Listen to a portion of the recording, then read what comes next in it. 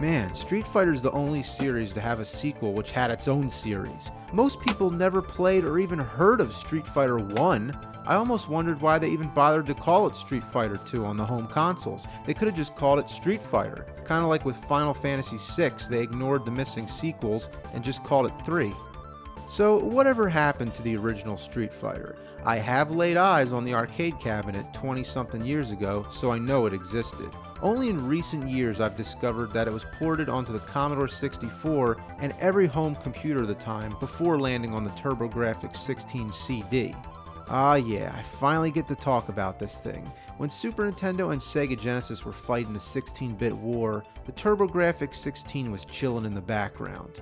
It's a unique specimen. Its games didn't come on cartridges, but instead these neat little cards and CDs.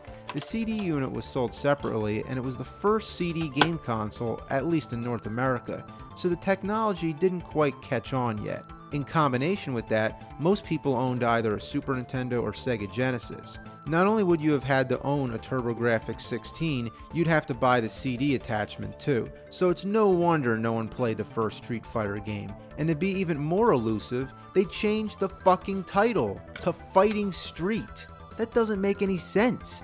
But at least you get to play as classic characters such as Ryu, George Washington, and Abe Lincoln. The mystery is solved. We're finally playing the original Street Fighter. And guess what? It sucks ass. I'm sure the arcade version was better, but this is lousy. And the only reason I say that is the control. The special moves only work whenever they feel like it. You can try to throw a Hadouken the entire fight and it'll never fucking work. Also, the voices sound like shit. Listen, but don't forget the many gods like you all over the world. The only characters you get to play as are Ryu and Ken.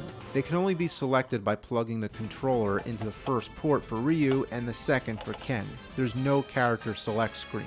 There's a couple training stages thrown in.